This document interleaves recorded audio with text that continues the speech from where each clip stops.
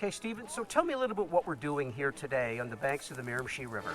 We're doing a Fiddlehead tour today with community members from the Yale Ground First Nation.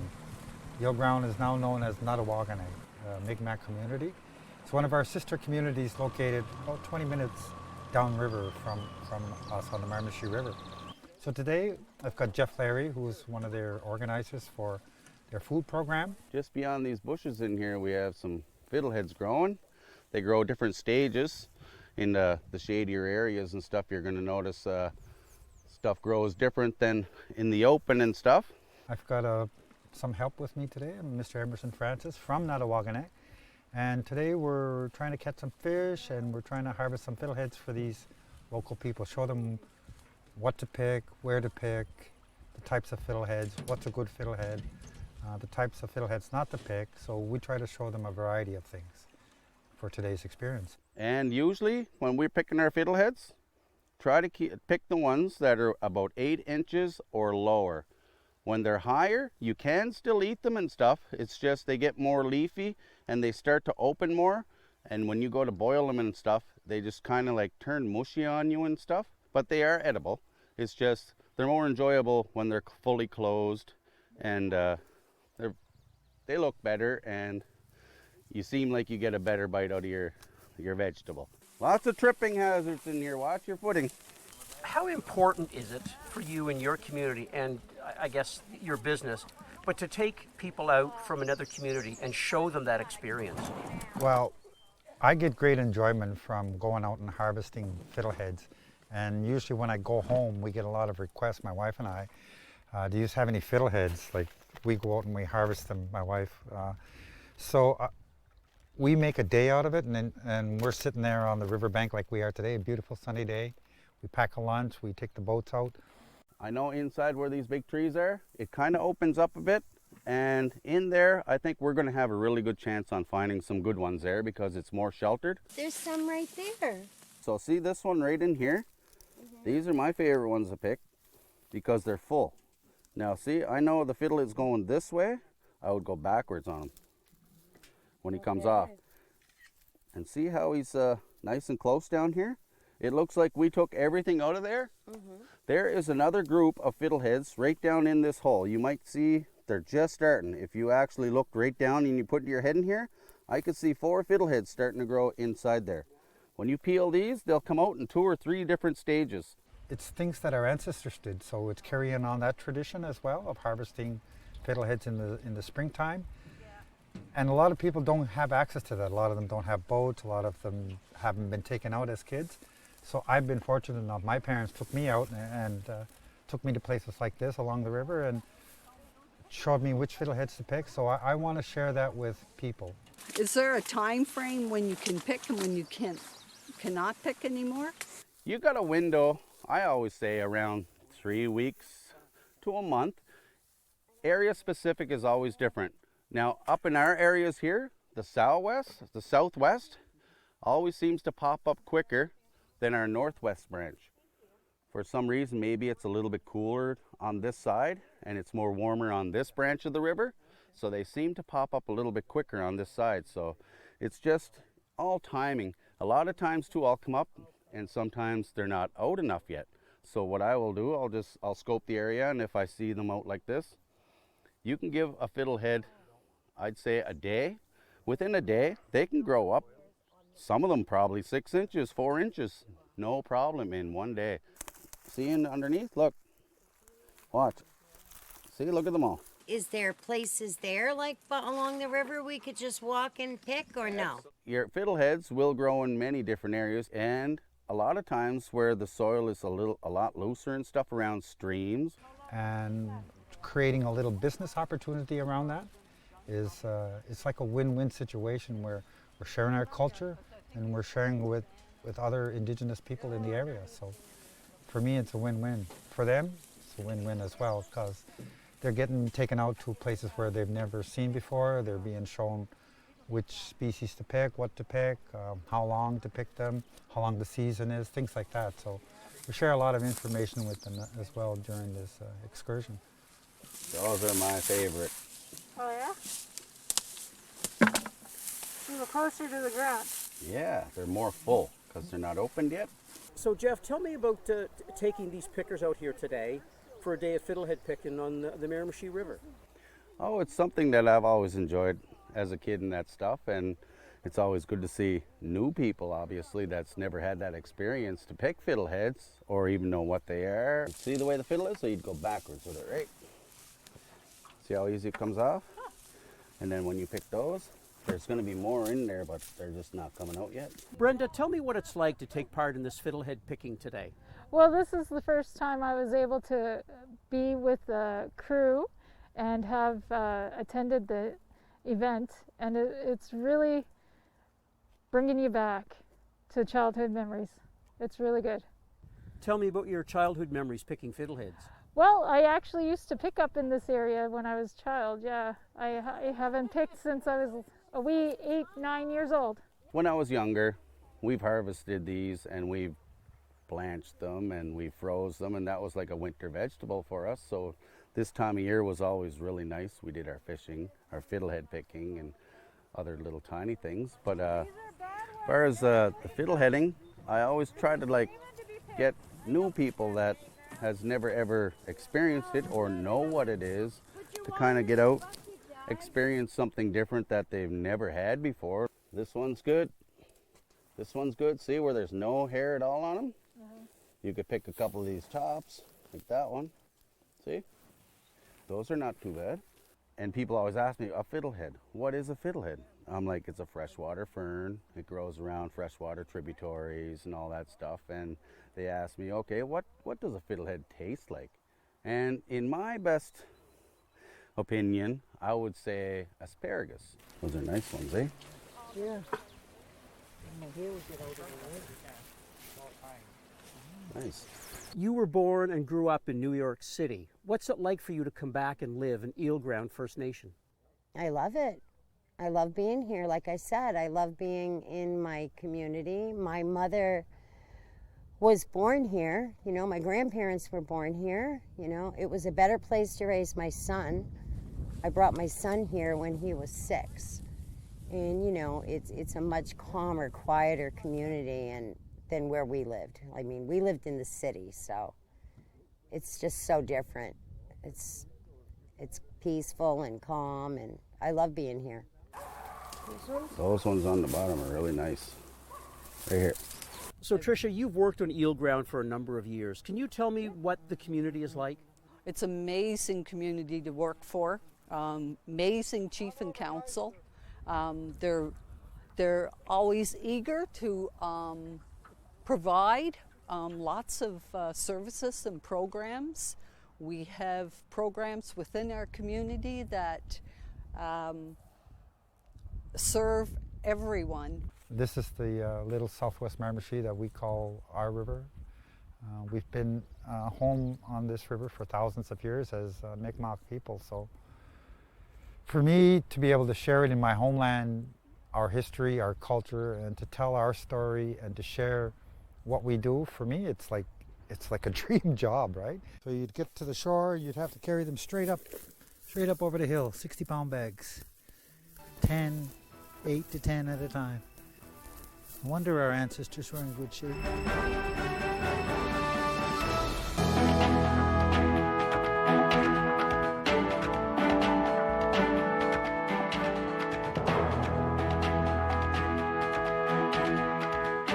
Look at this. This is a really nice bunch. Come right around over here and I'll show you. This right here is a nice spot right here. Our food-based program in Metepenagiag First Nation, which is known as Eel Ground, we try to keep food kind of traditional, which is like moose and deer, and there are rabbit and fiddleheads. There's many different vegetables that you can grow locally and all that stuff, and we try to keep that stuff going. I know as the years go on, the younger generations are kind of drifting away, but there is so much good food that is just natural in our environment here. After the picking's all over, you know, the community members will go back to Eel Ground. What will they do with their fiddleheads? Yeah, some of them are going to save them for themselves. What most people do with fiddleheads is they share them. They share them with close family. They share them with aunts, uncles, grandparents.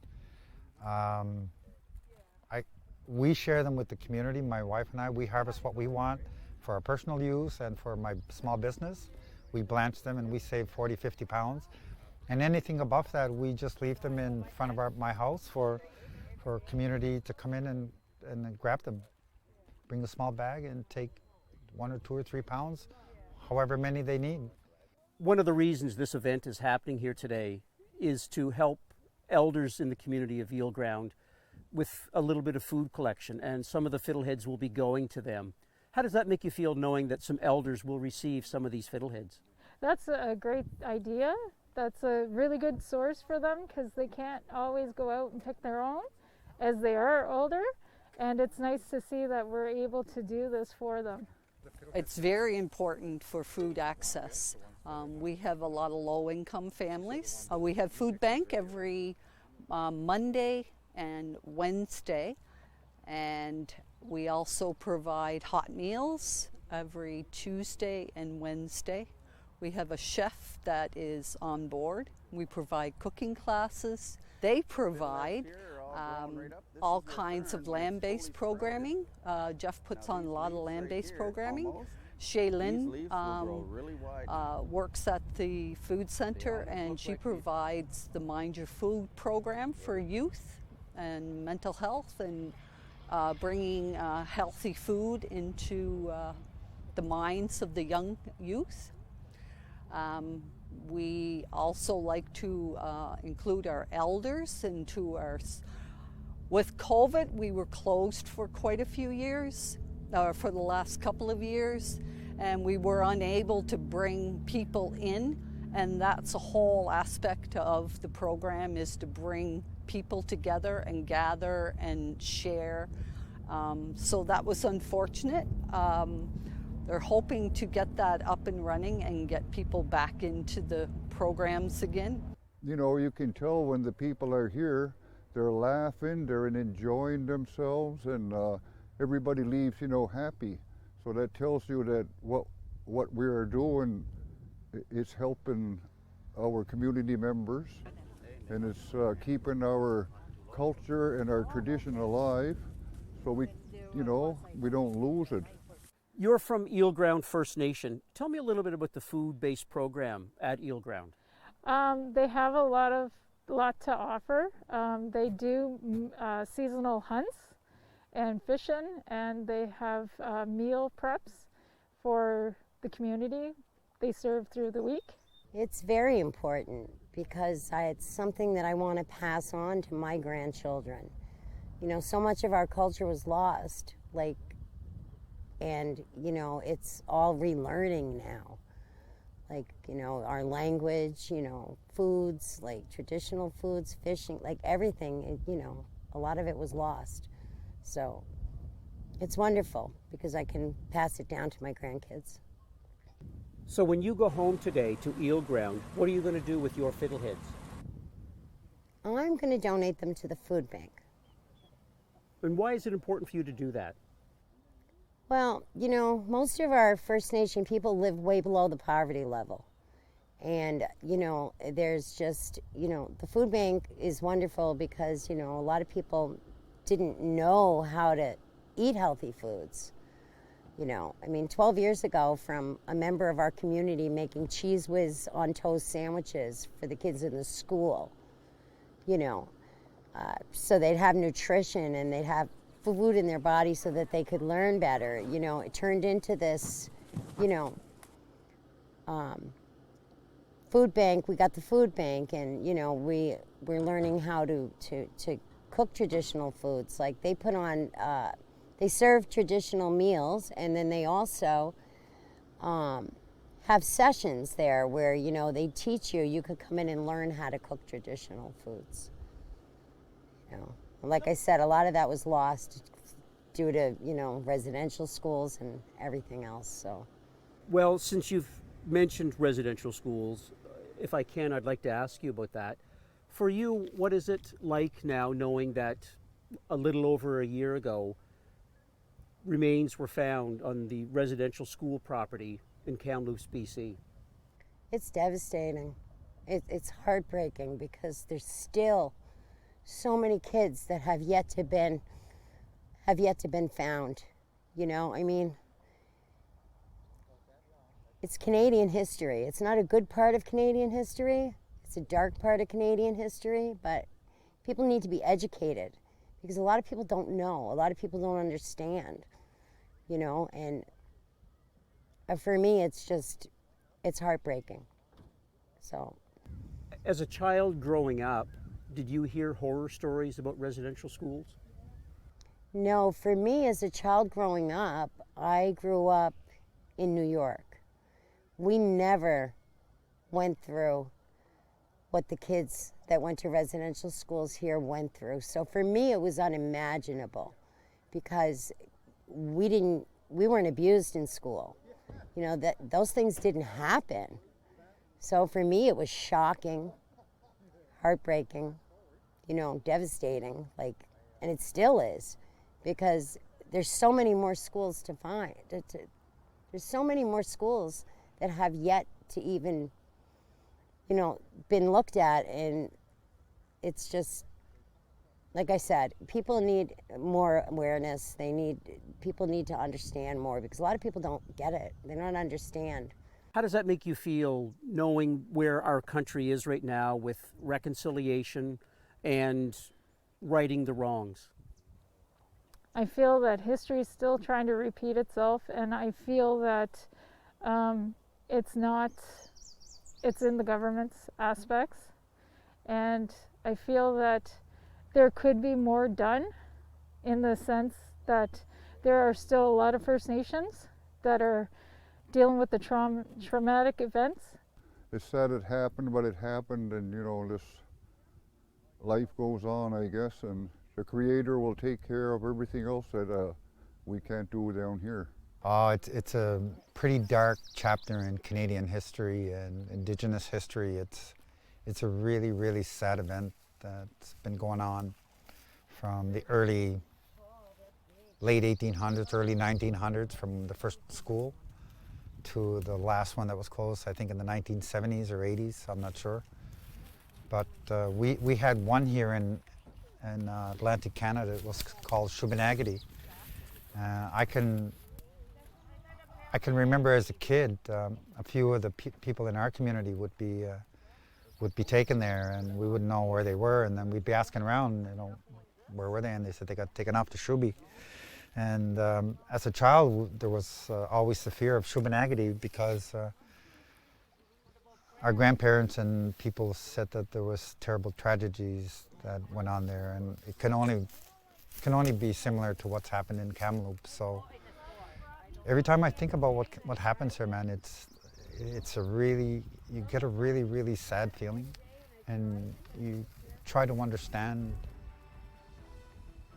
how cruel people could be.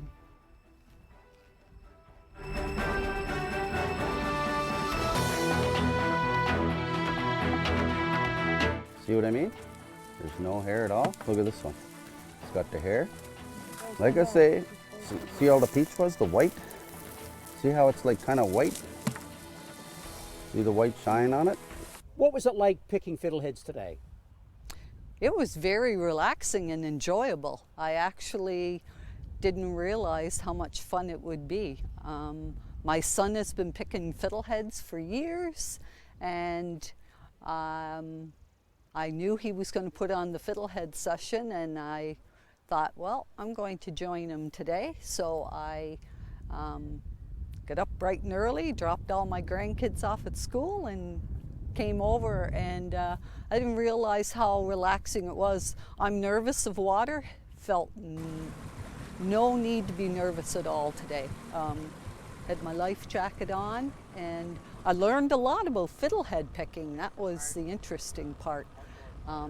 Like I said, my son Jeff does it all the time, and he's been doing it for the last couple of weeks. The education was really informative, and even learning how to clean them in the water with the mesh was very interesting, because that's a lot of work to clean them on your own when you bring them home. If they're small, size of a dime, do you want to leave those alone, or? You can pick them. They will still keep coming up because there's new growths underneath them. It's just you make more of a meal out of a bigger one. Yeah. How do you like to actually prepare a fiddlehead for a meal? I used to prepare fiddleheads by boiling them, basically. We clean them rigorously. Right now they have a lot of dirt on them and there's a lot of brown stuff on them. So after a while we're going to take them down to the shore and we've got a screening. So after we screen them, we take them and we spread them on the table and we sort them again, cut them to length. Some don't like them too long, some, you know, we got to inspect them basically to make sure that they look good to eat. And then a couple of ways you can prepare them. You can steam them on top of a basket. You can boil them, you can parboil them, and people preserve them that way. Usually served with butter, salt, vinegar, and that's the way I've seen them. Seen a couple guys make omelets out of them, adding chopped onions and chopped up fiddleheads. Makes a delicious fiddlehead pancake that way. See the difference between them though, eh? See, look at hair, no hair. How do you like to eat fiddleheads? I love fiddleheads. I eat them with vinegar and salt, pretty much on their own. Is it a family delicacy in your home? Yes. See, it's not all picking, it's No. educational too. That's right. How important is it to teach people how to pick fiddleheads, which is something that has been around here for centuries? Well, it's important because it's a food, it's in our diet and it's good for you, and you know, it's only here for so long and it tastes good, and you know, our elders just loved them because they grew up, you know, eating that, so they passed it down to us, so we try to teach the little ones.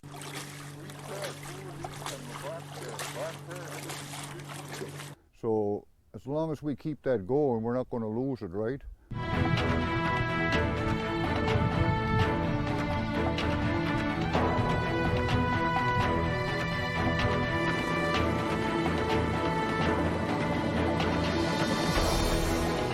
So tell me a little more about First Nations tourism. In addition to fiddleheads, what else do you do? First Nations tourism is my baby. I've been dreaming about it all my life, to start something in the outdoors. Never really had the courage to do it until about 4 or 5 years ago, starting near the age of retirement, right? And I wanted to have something to do once I retired. So I come up with the idea to start this thing, a business outdoor based around all the activities that we do normally. We go out fishing, so we do tours around that. We go out and we harvest fiddleheads, so we base a tour around that. We do cultural activities such as making crafts. If we don't have the skills, I find somebody to make a basket such as this, a traditional ash basket. This one's in a little bit rough shape, but the idea is if I don't have the expertise to do these things, I try to find people in the community, storytellers, artists, artisans, crafters, local guides with boats, and so First Nations tourism for me it's a lifelong dream.